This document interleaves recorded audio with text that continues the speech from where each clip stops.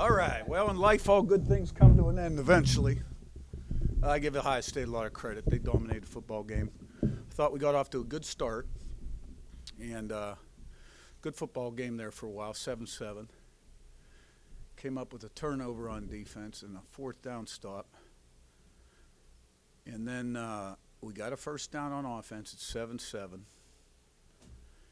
And then we come up 3rd and 1. And by all indications, they jumped off sides, which would have given us a first down. But we got called for the penalty. I'm not sure they made the correct call. And we came up 3rd and 6, and we got sacked. And from that point on, and I'm not saying the game would have been different on that call. That's not what I'm saying at all. That's where the game really changed, I'd say, is around that point. We couldn't protect the quarterback. We had communication errors in pass pro. Every time we dropped back to pass, something bad happened. And it seemed like we were in that end zone to our left for 5 years. It was like a nightmare. We dropped a punt down back there. And really, we were fortunate to go into halftime only 7 points down. And they've been a great third quarter team, Ohio State. Couldn't get anything going still on offense. They had big punt return,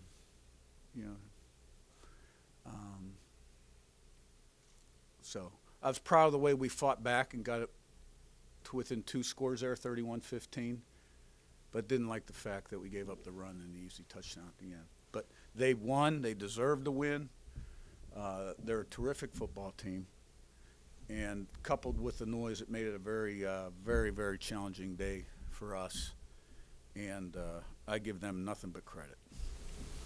That thing is Curt, just I recognize you can't watch film yet, but you talk about really struggling in particular pass protection. What was Ohio State doing that your line just kind of couldn't solve? Nothing we haven't seen on tape. We practiced all week long.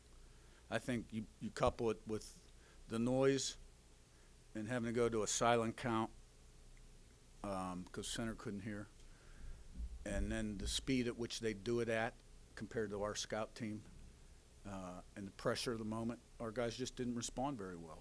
And sometimes we had missed assignments, sometimes we had communication error, sometimes we got physically beat. But it wasn't very pretty. You're a team that obviously builds a lot of confidence and played that way. Did you feel in this game you were having a harder time, guys, after that turning point in the second quarter, kind of putting plays past you at halftime, feel like they were playing with it all?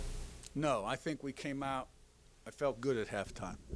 And here's how I felt. We were down 14-7, fortunate to be only 7. That's how I felt. And all we had to do is get our feet back on the ground and kind of settle the game down a little bit. And that the longer the game went, the pressure then would shift to them if we could stay, within striking distance. But then they had those scores, and we just couldn't respond. We did start to get a little ground game going, but, we'd call a pass and get sacked and get way behind the chains. So I was proud that we scored that last touchdown, and made the 2-point conversion, 31-15. You're kicking an onside kick. Now, who knows, but then, so. And so, that's that. Coach, special teams have been solid all year. You had to drop punt like James, and then you kicked it back after a punt return. I'm sorry for a touchdown. I guess, how deflating is that? How frustrating is it to drop punt snap? Yeah. Oh, yeah, absolutely. 14 points. We went into the game plus 10 in turnover ratio, and those are like turnovers, right? Ohio State was plus 4 going in, so the drop punt is definitely like a touchdown. And the punt return, there may have been, a couple nicks in the back that weren't called, but still. Yeah, it's not good. It's not good football. The big thing going into this was about the schedule in the play. Yeah. What did you show today? We didn't handle the noise very well. We just didn't. And they're an excellent football team. And, I didn't think we played our best game today. But I think a big part of that was because of them. Playoffs? What about them? Do you think your team deserves it? I don't make those decisions. I think it's probably more important right now that I focus on our next game, a big in-state rival against Purdue, who Indiana hasn't beaten in how many years? 19. Since 19. I think that needs to be everybody's focus. Pat, you left. Any thoughts on them scoring that last touchdown? No, he's got to do what he has to do for his team. Rick in front. The very first drive, you guys were able to move the ball. What changed from that point on?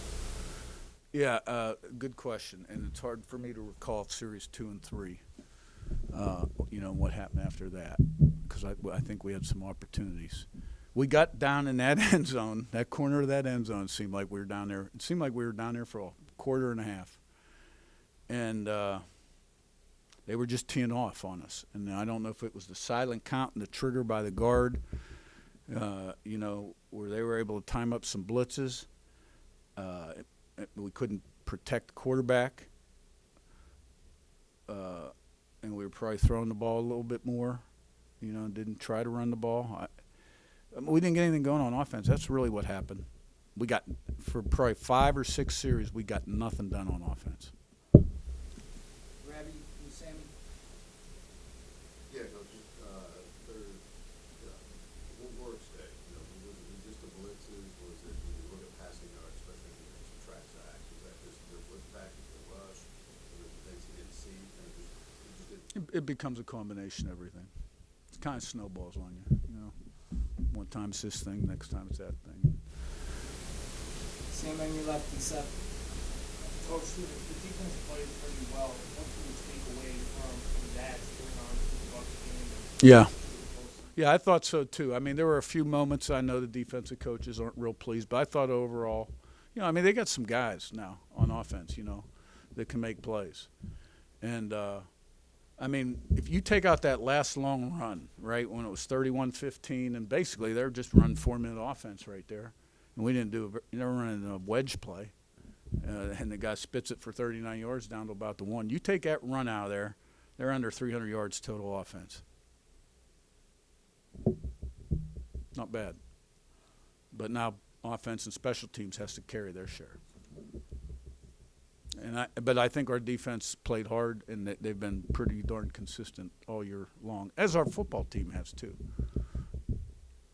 But we're talking about today. Seth right in front of the game. Yeah, you mentioned pressure in a moment when you were talking about the pass protection and some of the uncharacteristic things that you guys did today. Did you see that start to wear on your guys at all today?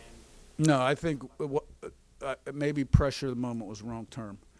Maybe it was the ability of the opponent. This is a good football team that went to Oregon, lost the last drive of the game at Oregon with a controversial offensive PI call.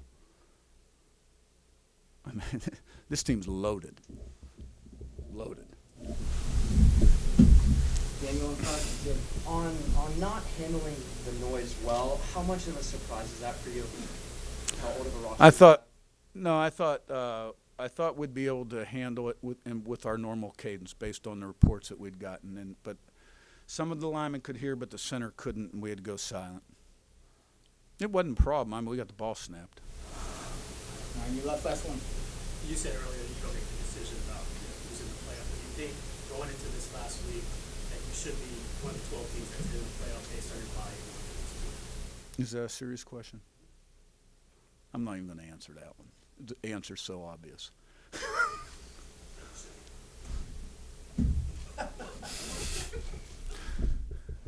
Coach. Thanks, guys.